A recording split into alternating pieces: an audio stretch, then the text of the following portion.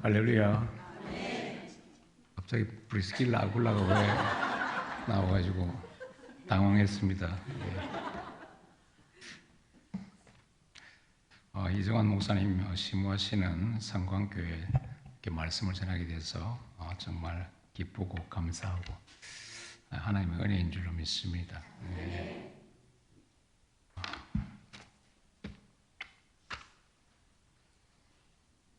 성가대 찬양도 너무 좋습니다.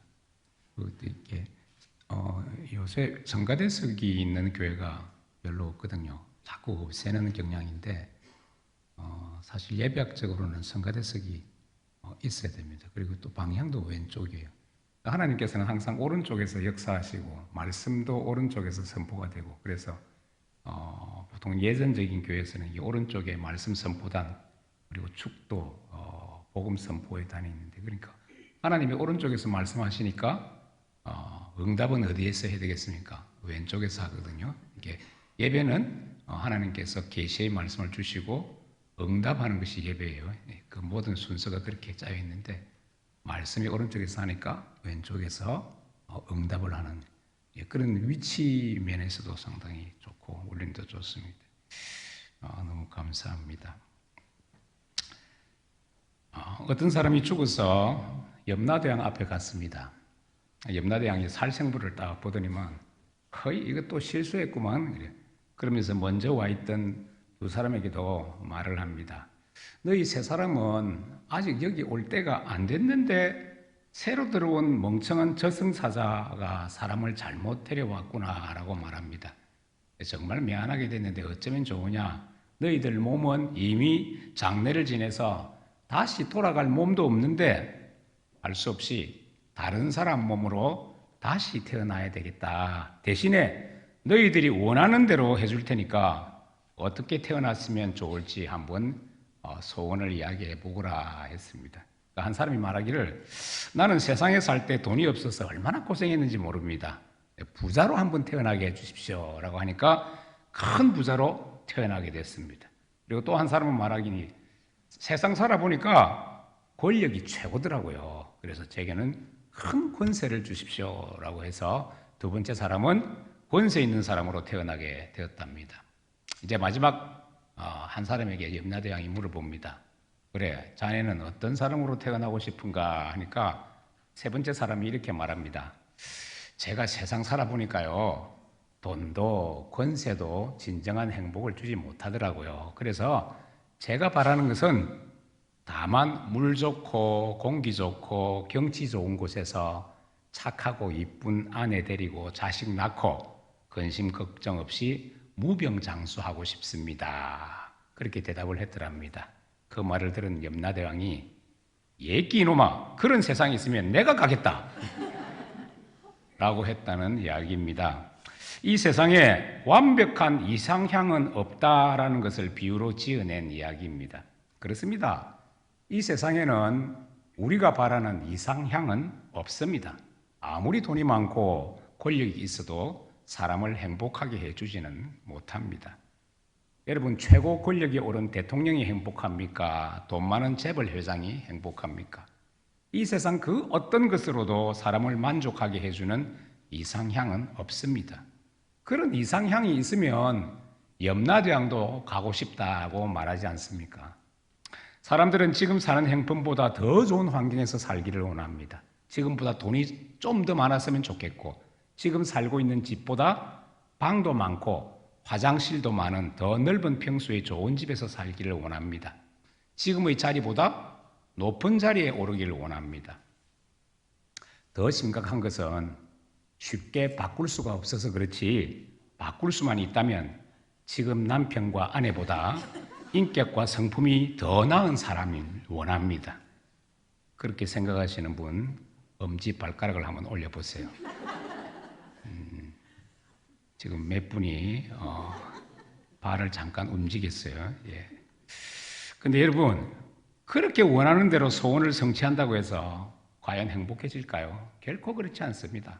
지금보다 아무리 삶의 조건이 나아진다고 할지라도 행복과 평안을 보장할 수 없는 것이 우리 인생입니다.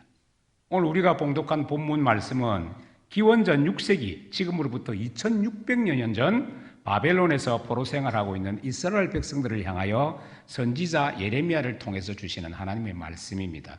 바벨론은 지금의 이라크 지역에 번성했던 고대 국가입니다.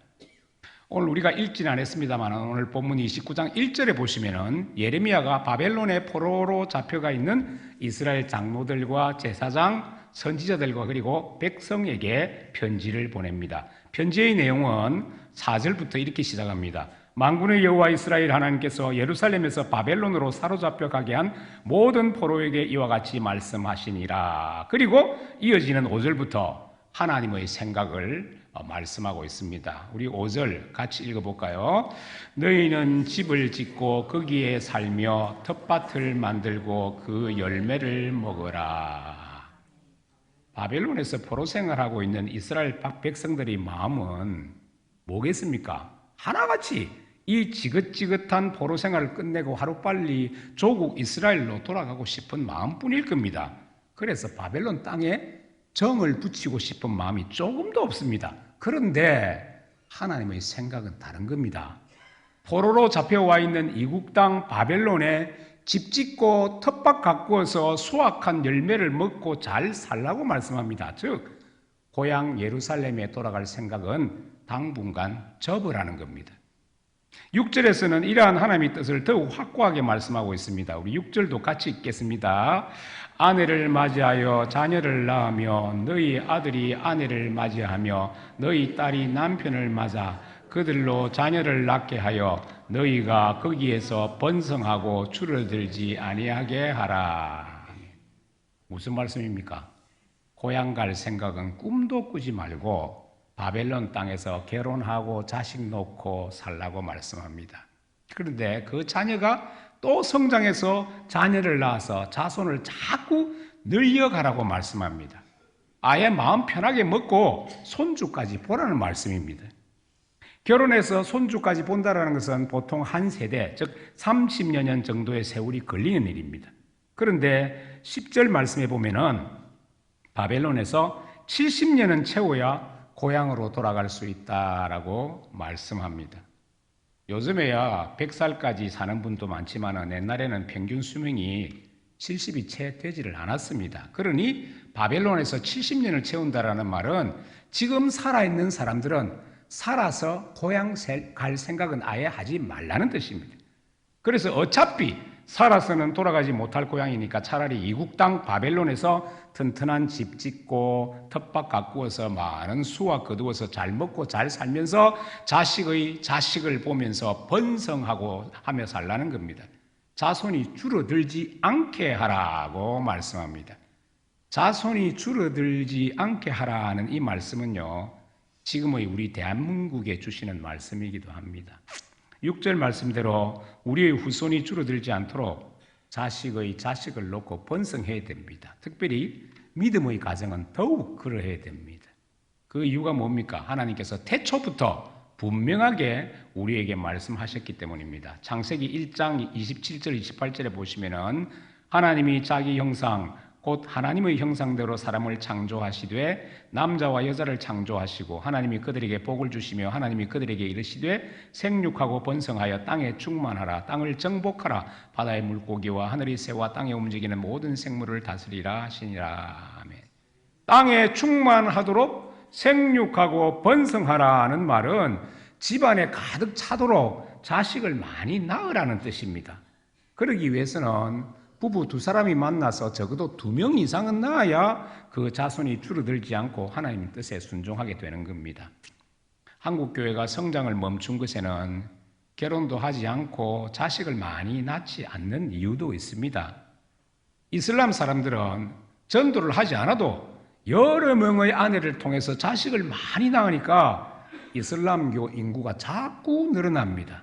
그래서 우리 크리스찬 가정도 할 수 있는 대로 많이 낳아야 됩니다. 그래야 생육하고 번성하여 땅에 충만하라는 하나님의 뜻을 이룰 수가 있는 겁니다.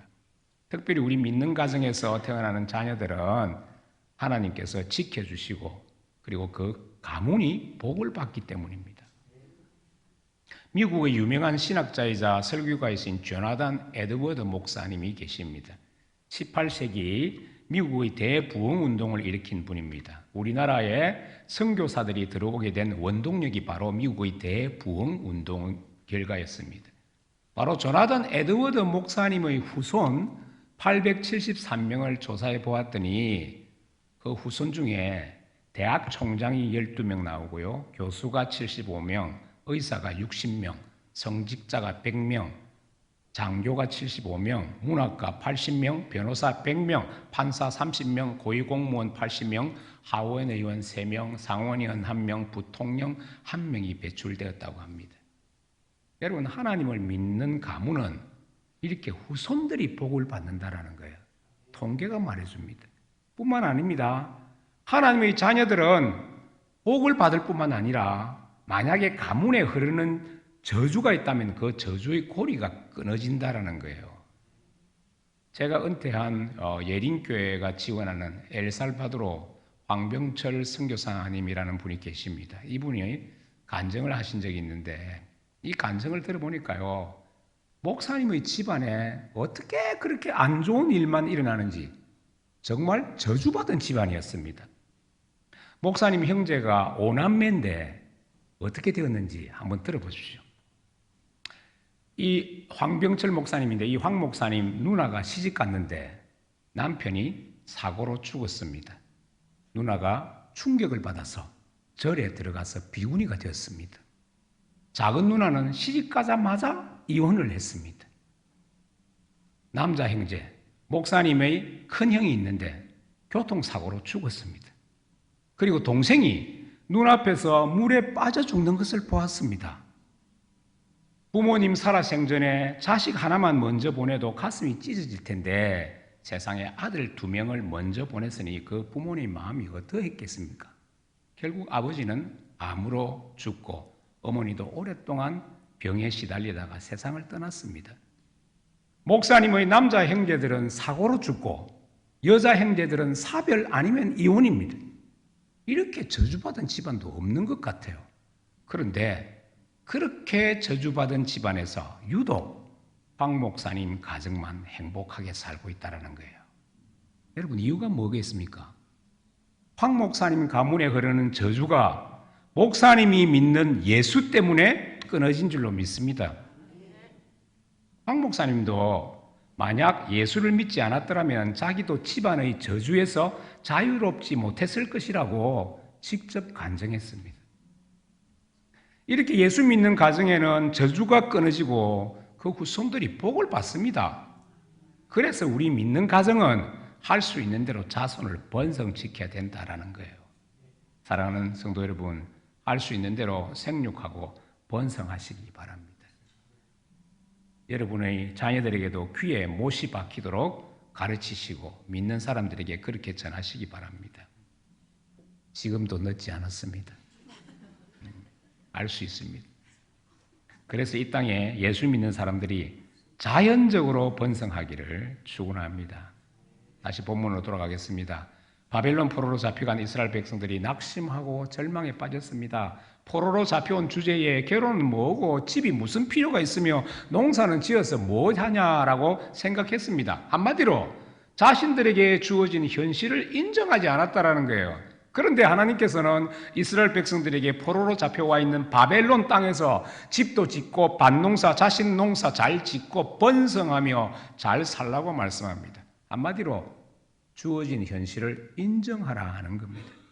비록 이국 땅이기는 하지만 포로로 잡혀와 있는 현실을 인정하고 받아들여서 집 짓고 자식 놓고 잘 살라고 말씀합니다. 그런데 자, 여기까지는 어쩔 수 없다고 칩시다. 사실 어쩌겠습니까? 70년이 차기 전에는 살아생전 고향 예루살렘으로 돌아가지 못할 것이라고 하나님께서 말씀하셨으니 알 수 없는 일입니다. 마음에 내키지는 않지만 70년 동안, 즉 한평생 잘 살기 위해서는 집도 짓고 결혼도 하고 자식도 낳을 수밖에 없습니다. 이스라엘 백성들을 울며 겨자 먹기로 하나님 말씀에 순종할 수밖에 없는 상황이었습니다. 그런데 말입니다. 오늘 본문 7절에서 정말 기가 막힌 말씀을 하시는 거예요. 우리 7절 상반절 한번 같이 읽어볼까요? 시작. 너희는 내가 사로잡혀 가게 한 그 성읍의 평안을 구하고 그를 위하여 여호와께 기도하라. 여러분, 이게 말이 됩니까? 남의 나라에 강제로 끌려온 것도 가슴이 아픈데 자기들을 잡아온 나라를 위해서 평안을 비는 기도를 하라는 겁니다. 이놈의 바벨론 확 망해버려라 저주를 해도 시원찮은데 오히려 바벨론의 평안을 위해서 기도하라는 거예요. 정말 납득이 안 됩니다. 그런데 그렇게 바벨론의 평안을 위해서 기도해야 하는 이유를 하나님께서 이렇게 말씀하시는 거예요. 우리 7절을 다시 한번 읽어볼까요? 시작. 너희는 내가 사로잡혀 가게 한 그 성읍의 평안을 구하고 그를 위하여 여호와께 기도하라. 이는 그 성읍이 평안함으로 너희도 평안할 것임이라. 아멘. 바벨론 성읍의 평안을 구하는 이유는 바벨론이 평안해야 포로 생활하는 너희들도 평안할 것이 아니냐 하는 겁니다. 아니, 포로로 잡혀와서 잘 산다고 해도 얼마나 잘 살겠습니까? 설령 조금 어렵게 살아도 내 고향 내 집에서 사는 게 낫지 어째서 외국에서 포로 생활하는 것이 좋겠습니까? 마음이 편하지 않습니다. 그리고 잘 살고 못 살고를 떠나서 자기 나라를 망하게 한 바벨론이 빨리 망하기를 바라는 것이 이스라엘 백성들의 한결같은 마음입니다. 그런데 바벨론이 망하기를 기도하라는 것이 아니라 바벨론의 평안을 구하라고 말씀하는 거예요. 예를 들면은 일제강점기 당시에 우리 조선민족은 누구 할 것 없이 조선의 독립을 기원했습니다. 그런데 만약 어느 목사가 일본이 평안해야 우리 조선이 평안하다면서 일본 제국의 평안을 위해서 기도하라 이런 말을 했다면요, 어떻게 되겠습니까? 현장에서 돌 맞아 죽을 겁니다. 당장은 아니더라도 밤에 쥐도 새도 모르게 암살당할 겁니다. 그런데 오늘 본문에서 하나님께서는 선지자 예레미야를 통해서 예루살렘을 초토화시키고 자기들을 포로로 끌고 온 바벨론 제국의 평안을 위해서 기도하라는 거예요. 정말 기가 막히고 코가 막힐 일입니다. 여러분, 이렇게 하나님의 말씀은 우리가 이해되지 않을 때가 있습니다. 특히 예레미야서에 보시면 그런 말씀이 많아요. 예레미야 24장 2절에 보면 하나님께서 예레미야에게 무화과 두 광주리를 보여주셨는데 한 광주리에는 극히 좋은 무화과가 있고 다른 한 광주리에는 먹을 수 없는 극히 나쁜 무화과 열매가 들어있다라고 말씀합니다. 그런데 24장 5절에 보시면은 이 좋은 무화과는 뭐냐? 갈대아인의 땅, 곧 바벨론의 포로 생활하는 유대 백성을 상징하고 있고 24장 8절에 보면 나쁜 무화과는 예루살렘에 남은 자와 애굽 땅에 이민 가서 사는 자들을 가리키고 있다라는 거예요.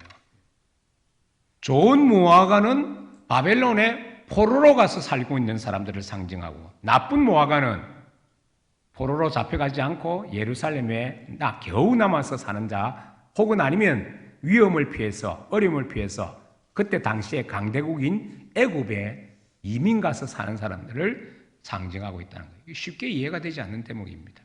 우리는 고국 땅 이스라엘에서 사는 백성이나 전쟁이 없는 애굽에 이민 가서 사는 사람이 더 행복한 사람이라고 생각합니다. 하지만 하나님의 생각은 우리의 생각과 다르다는 거예요.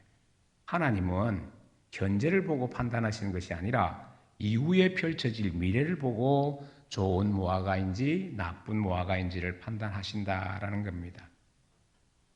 편안하고 안전한 애굽이나 고향 예루살렘에서 죄악 가운데 계속 지내기보다는 비록 모진 고통을 겪으면서 바벨론으로 포로로 끌려가고 이국 땅에서 멸시천대를 받으면서 지내게 되지만 그런 고난과 어려움 속에서 자신들의 잘못을 깨닫고 회개하고 하나님께 돌아오는 사람들을 하나님은 좋은 무화과 열매로 여기신다라는 거예요. 우리는 지금의 현실을 보고 좋고 나쁜지를 판단하지만 하나님은 현실보다는 미래를 보고 평가하시는 분이심을 알 수가 있습니다. 그러니까 지금 현재 가난하고 병들고 실패한 것만 보고 저 사람 지지리도 복도 없다라고 쉽사리 결론을 내려서는 안 된다라는 거예요.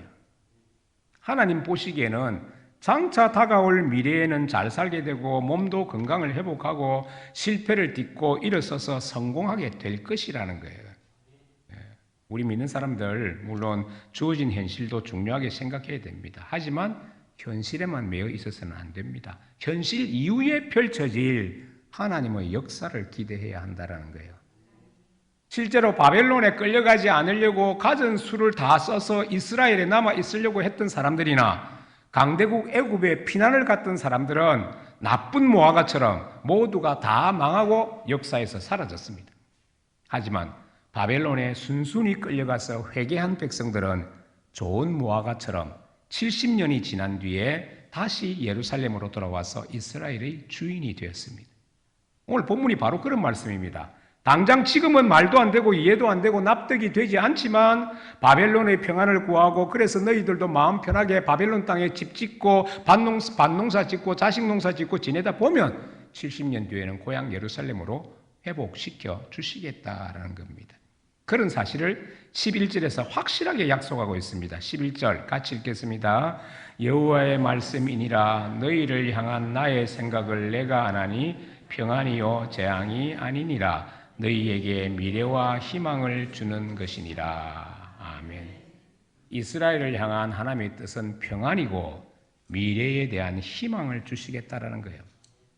바벨론의 평안을 빌라라고 말씀하시는 것도 결국 이스라엘의 평안을 위한 일이고 종래에는 포로 생활을 벗어나서 고향으로 돌아가는 희망을 주시겠다라는 거예요.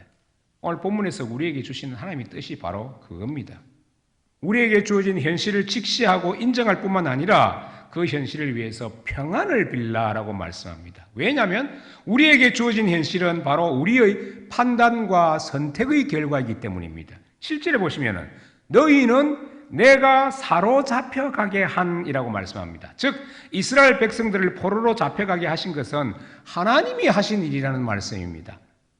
하나님이 왜 그렇게 하셨겠습니까? 그것은 이스라엘 백성들이 저지른 죄악 때문입니다. 불교 용어로 이스라엘 백성들의 업보입니다. 하나님께서는 선지자들을 보내서 우상 숭배하지 말고 나에게로 돌아오라고 거듭 말씀하셨어요. 그런데 이스라엘은 불순종했습니다. 결국 하나님의 막대기인 바벨론을 들어서 예루살렘은 초토화되고 이스라엘 지도자들과 백성들은 바벨론으로 포로로 잡혀오게 됐습니다. 그 모든 것이 하나님이 하신 일이라고 말씀합니다. 그런데 예루살렘 성전이 파괴되고 이스라엘 백성들이 포로로 잡혀오게 된 원인을 제공한 것은 누굽니까? 이스라엘 백성들이었어요. 그들이 우상을 선택했기 때문에 빚어진 결과였다라는 거예요. 그러니 너희들에게 주어진 현실에 불평하지 말라는 거예요. 오히려 주어진 현실을 위해 평안을 빌고 복을 빌라고 말씀합니다. 현대인들은 대체적으로 자기에게 주어진 현실에 대해서 만족하지 못하는 경우가 많습니다. 직장인들의 의식을 조사한 통계에 따르면 3명 중 1명꼴로 자기의 직장에 대해서 불만을 가지고 있다고 합니다. 그리고 기회가 되면 더 좋은 직장으로 옮기려고 합니다. 이렇게 본인이 선택한 직장에 불만을 가지고 일을 하니까 능률은 오르지 않고 실적도 쌓지 못하니까 나중에는 그만둘 수밖에 없는 상황에 이르게 된다는 거예요. 학생들도 마찬가지예요. 대학생도. 한참 공부해야 할 중고등학생 때 게임하고 TV 보고 놀러 다니기만 하고 공부를 안 하니까 결국 실력이 모자라서 지금의 대학에 들어가는 거예요. 그런데 본인이 선택해 놓고는 마음에 들지 않는다고 강의에도 빠지니까 나중에는 취업하기도 어려워지는 거예요. 이런 상황에 놓인 우리에게 하나님께서 말씀합니다. 우리가 판단해서 선택하고 결정한 나의 바벨론의 현실을 있는 그대로 인정하고 받아들이고 이제 어쩌겠냐는 거야. 너희들이 선택해서 너희들이 결정해서 이루어진 일인데 이제는 할 수 없다. 여러분이 선택한 나의 바벨론을 사랑하고 평안을 위해 기도하고 열심히 집 짓고 농사 짓고 많은 열매를 거두도록 하라는 거예요. 이스라엘 백성들은 바벨론 포로로 잡혀가서 불만이 가득합니다. 삶의 의욕도 없습니다. 아무런 희망도 없습니다. 그런데 사실 불평할 것도 없습니다. 자기들이 선택하고 결정하고 저지른 결과이기 때문입니다. 하나님이 말씀하십니다. 누가 너희들을 바벨론으로 보냈느냐? 내가 보낸 것이 아니더냐? 그리고 내가 너희들을 바벨론으로 보낼 수밖에 없도록 선택한 사람이 누구냐? 바로 너희들이 아니더냐? 우리에게 던지는 말씀이에요. 그렇습니다. 누가 바벨론 직장으로 들어가라고 했습니까? 누가 바벨론 대학에 들어가라고 했습니까? 본인들 스스로가 이루어 놓은 결과 아닙니까? 본인들이 선택한 결과입니다. 그런데 자기들이 선택한 바벨론에 와서는 누구 보고 원망하겠습니까? 그래서 하나님께서 말씀하시는 거예요. 불평, 불만, 원망하지 말고 너가 선택한 바벨론 땅에서 집 짓고 농사 짓고 자식 농사 짓고 잘 살라는 거예요. 근래 들어 우리 대한민국을 헬 조선이라고 부르는 사람들이 있어요. 헬 조선이 뭡니까? 지옥 같은 조선, 지옥 같은 대한민국이라는 뜻입니다. 물론 정부가 하는 일이 마음에 들지 않고 사회 구석구석에 문제도 많기 때문에 지옥 같은 나라라고 해서 이 대한민국을 헬 조선이라고 부를 수도 있겠죠. 물론 나라가 하는 일에 문제가 있습니다. 잘하지 못하는 것들도 있습니다. 하지만 사람이 하는 일에 100% 완벽할 수는 없는 거예요. 세계 그 어떤 나라도 그 나라 국민들이 100% 만족하는 정부나 지도자는 없습니다. 나름대로 다 불만을 가지고 사는 거예요. 그런데 자기 마음에 들지 않는다고 자기가 사는 조국 대한민국을 헬 조선, 지옥 대한민국이라고 부릅니다. 정말 지옥에서 살아보고 그런 소리를 하는지 모르겠어요.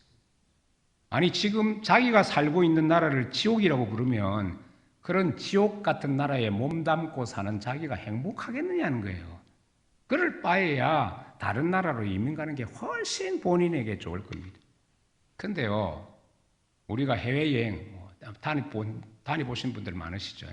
해외를 다녀봐서 압니다마는 우리 대한민국처럼 살기 좋은 나라가 없습니다.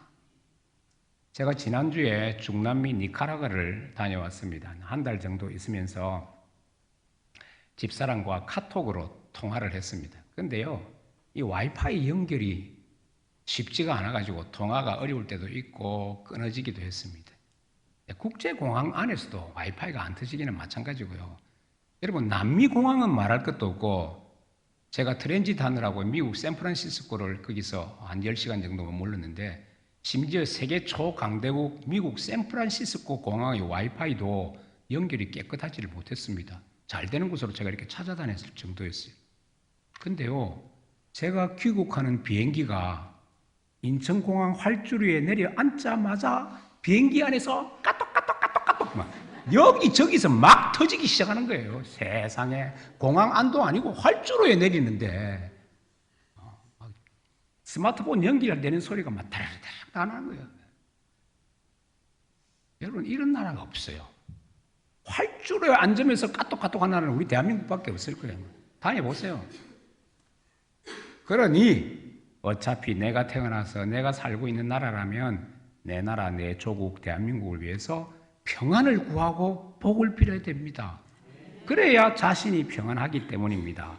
내가 평안하기 위해서, 나라를 위해서 복을 빌라, 평안을 빌라는 거예요. 그게 하나님의 말씀이에요. 신앙생활도 마찬가지입니다. 하나님께서 여기 이 교회에 자신을 붙여주신 이유가 있습니다. 절대로 불평하라고 교회에 남겨두신 것이 아닙니다. 이 교회를 통해서 영적으로 단련하고 신앙이 성장하도록 붙여주신 겁니다. 사사건건 불평하고 불만이 가득해 있으면 누구 손해입니까? 본인에게 은혜가 안 된다는 거예요. 우리 신앙생활을 왜 합니까? 은혜 받기 위해서 하는데 자꾸 불평 불만을 가지면 내가 은혜가 안 되는 거예요. 똑같은 교회인데 어떤 교회는 은혜를 받으면서 신앙생활을 합니다. 교회 나오는 게 너무 좋습니다. 얼굴이 싱글벙글합니다. 그런데 어떤 교회는 얼굴에 기쁨이 없는 거예요. 누구 손해입니까? 그래서 내가 은혜 받고 내가 기쁘고 즐겁게 신앙생활을 하기 위해서는 자신이 출석하는 교회를 위해서 평안하기를 구하고 복을 빌어야 한다는 거예요. 하나님의 뜻이 그겁니다. 그래야 내가 영적으로 평안하기 때문입니다. 내가 은혜 받기 위해서 하는 거예요. 다 우리는 우리 중심으로 살아가잖아요. 내가 행복해야 되잖아요.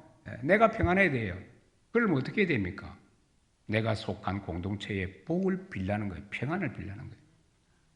자기가 근무하는 직장과 일터를 위해서도 평안하기를 구하고 성공하기를 위해서 기도해야 됩니다. 맨날 사장부장 욕만 하고 작업 환경 불평만 하면요, 본인에게 덕이 되지를 않는 거예요. 기쁘고 즐겁게 열심히 일해야 사업장의 매출도 올라가고 그렇게 되면 본인 수입도 올라가는 거예요. 대학생도 마찬가지예요. 어차피 내가 열심히 하지 못해서 내가 잘못해서 바벨론 대학에 들어갔다면은 그곳에서 뿌리를 내리고 동아리 활동 열심히 하고 텃밭 가꾸고 좋은 친구들 만나서 친구 농사 잘 짓고 교수님들하고도 잘 친하게 지내면 틀림없이 하나님께서 가까운 장래에 새로운 미래의 희망을 열어주시겠다라고 오늘 말씀을 약속하고 있는 거예요. 가정도 마찬가지입니다. 이놈의 집구석이라고 말하면 그 가정은 정말 집구석이 되어가는 거예요. 하지만 비록 가난해서 살기 힘들고 어렵지만 나에게 주신 가정의 평안을 구하고 축복하면은 내 마음이 평안해지는 거예요. 나하고 같이 사는 남자, 같이 사는 여자 내 마음에 들지 않을 수가 있습니다. 결혼하기 전에는 맺고 끊는 것이 분명한 남자 같았는데 같이 살아보니까 그렇게 우유부단할 수가 없는 거예요. 부지런한 남자인 줄 알았는데 집에 들어오면 TV 리모컨만 붙잡고 소파에 누워가지고는 이것저것 다 시키는 거예요. 맨날 술 퍼마시고 집에 들어옵니다. 진상도 이런 진상이 없습니다. 하지만 어쩝니까? 내가 선택한 사람인데요. 여자는 또 어떻습니까? 결혼하기 전에는 살림도 잘하고 요리도 잘하는 여자인 줄 알았는데 같이 살아보니까 정리정돈도 잘 안 하고 저녁 설거지 맨날 아침까지 남겨놓고 할 줄 아는 음식이라고는 전부 해가지고 7가지밖에 못하는 거예요. 7가지면 뭐 그런 대로 괜찮은 것 같죠?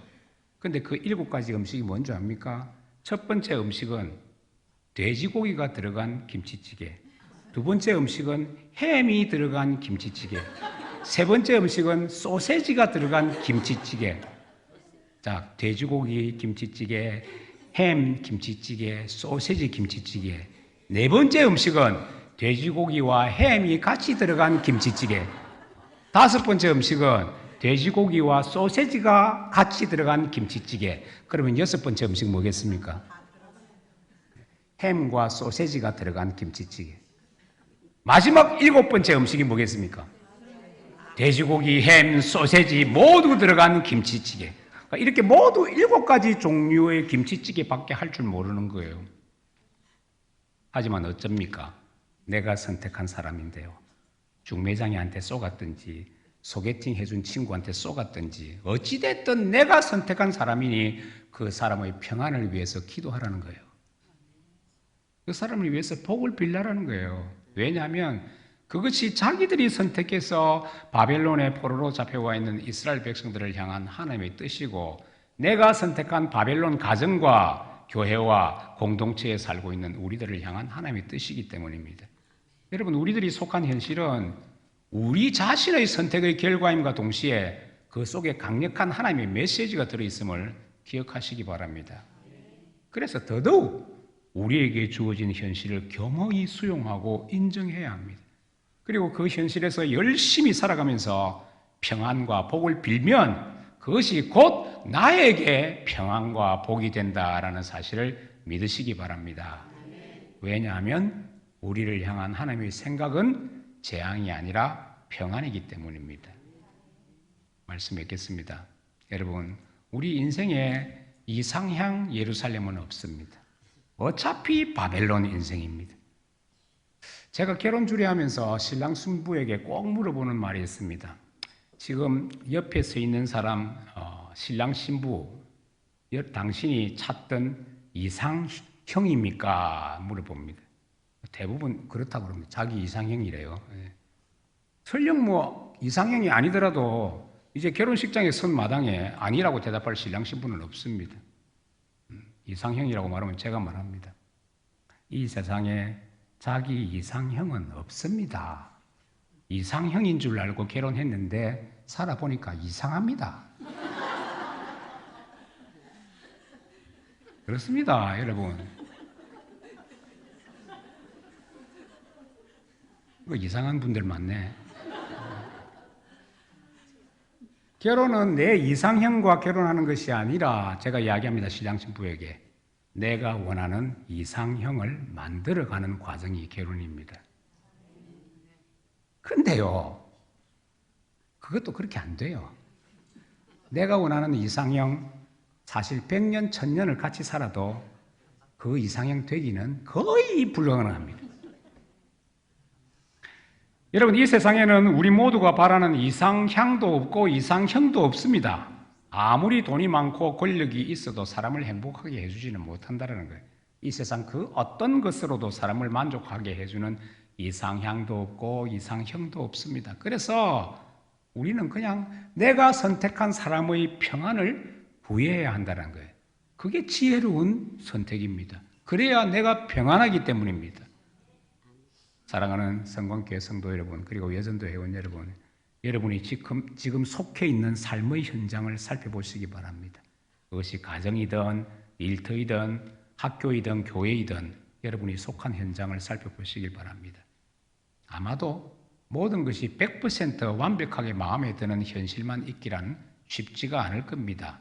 내 마음에 꼭 드는 가정이 없습니다. 내 마음을 만족하게 하는 일터도 없습니다. 내 심령을 항상 기쁘게 하는 교회 찾기 엄청 어렵습니다. 하지만 여러분이 속한 가정도 여러분이 살면서 이루어 놓은 결과이고, 여러분이 속한 일터 또한 여러분이 판단하고 결정하고 선택한 결과이고, 성광교회 또한 여러분이 선택한 결과입니다. 어차피 인생은 바벨론 인생입니다. 그렇기 때문에 내가 선택한 가정이 바벨론 가정이고 바벨론 직장이고 바벨론과 같은 대학이라면 그 현실을 인정하고 주어진 현실에서 최선을 다하라는 거예요. 오늘 본문에서 하나님의 뜻이 바로 그겁니다. 어차피 내가 선택했잖아요. 잘했든 못했든. 그런데 하나님이 뭐라고 말씀합니까? 네가 선택한 그 바벨론의 평안을 구하라는 거예요. 왜요? 그래야 내가 평안하기 때문에. 내가 선택한 나의 바벨론을 사랑하고 나의 바벨론의 평안을 빌어주고, 그래서 복을 빌어주시길 바랍니다. 그래야 우리 자신이 평안한 거예요. 그것이 우리를 향한 하나님의 뜻입니다. 우리를 향한 하나님의 생각이 뭐라고 합니까? 재앙이 아니라 평안이라고 하셨죠. 지금은 집구석일지 몰라도 우리 가정을 향한 하나님의 생각은 홈 스위트 홈인 줄로 믿습니다. 지금은 어떤 사람에게는 헬 조선일지 몰라도 우리나라를 향한 하나님의 생각은 파라다이스 대한민국, 통일 대한민국인 줄로 믿습니다. 두 마리의 단돈 500원에 팔리는 참새도 하나님이 허락하지 않으시면 그 하나도 땅에 떨어지지 않는다고 말씀하셨습니다. 하찮은 참새 한 마리가 돌에 맞아 땅에 떨어지는 것도 하나님의 섭리 안에 있다면, 성광교회에 출석하는 것도, 집구석이라고 부르는 가정과 불만 가득한 일터와 헬조선 대한민국에 살고 있다는 것도 하나님의 섭리 안에 있음을 믿으시길 바랍니다. 우리가 처한 모든 현실이 하나님의 섭리 안에 있음을 믿는다면 우리는 우리가 속해 있는 환경을 위해 평안을 구해야 한다라는 거예요. 왜요? 그래야 우리 자신이 평안하기 때문입니다. 오늘 본문 7절을 오늘을 살고 있는 우리 현실에 맞춰서 하나님께서 이렇게 말씀하시는 거예요. 내가 너희에게 맡겨준 그 가정과 일터와 교회의 평안을 구하고 그를 위하여 여호와께 기도하라. 왜냐하면 가정이 평안해야 너희가 평안하고, 일터가 복을 받아야 너희도 복을 받고, 교회가 평안해야 너희도 평안할 것이기 때문이란다. 여러분, 지금의 삶이 힘들고 어려우십니까? 내가 속한 가정과 학교와 일터와 교회가 마음에 들지 않습니까? 그럴지라도 바꾸려고 하지 마시고 피하려고 하지 마십시오. 더 좋은 것 없어요. 여러분이 선택한 결과에 따라 하나님이 붙여주신 현실로 인정하셔야 돼요. 사도 바울이 자기에게 있는 고질병을 좀 고쳐달라고 하나님께 간절히 기도했는데 하나님께서 바울에게 뭐라고 하셨습니까? 내 은혜가 네게 족하다. 네가 받을 은혜 충분히 다 받았다라는 거예요. 그래서 안 고쳐주셨어요. 무슨 뜻입니까? 네가 처한 현실을 인정하고 살라는 거예요. 그 현실이 비록 힘들고 어렵다고 할지라도 하나님이 주신 족한 은혜인 줄로 믿고 열심을 다하고 오히려 어렵고 힘든 현실을 위해서 평안과 복을 빌라는 겁니다. 사랑하는 성광교회 성도 여러분, 여전도 회원 여러분, 우리에게 주어진 바벨론 현실 이제 인정하시기 바랍니다. 그리고 자기의 바벨론을 사랑하시기 바랍니다. 바벨론의 평안을 구하시길 바랍니다. 그 속에서 집도 짓고 농사 짓고 열매도 거두고 열심히 살아보시길 바랍니다. 그리하면 그 바벨론이 파라다이스로 바뀌는 거예요. 하나님의 뜻은 평안이라고 그랬어요. 그래서 하나님께서 약속하신 미래의 희망인 평안과 복을 충만히 누리며 살아가시기를 주님 이름으로 축원합니다. 주님 은혜를 감사드립니다. 우리에게 주어진 현실이 우리가 저질렀던 일들 때문에 하나님께서 붙여주신 현실인 줄로 믿습니다. 비록 힘들고 어렵지만 바벨론 현실을 묵묵히 인정하고 그 속에서 열심히 땀 흘리며 일하기를 원합니다. 뿐만 아니라 주어진 현실의 평안을 위해서 축복하기를 원합니다. 그리하여 미래의 희망인 평안과 복을 누리며 살게 하여 주시옵소서. 믿고 감사드리며 우리 구주 예수님의 이름으로 기도드리옵나이다. 아멘.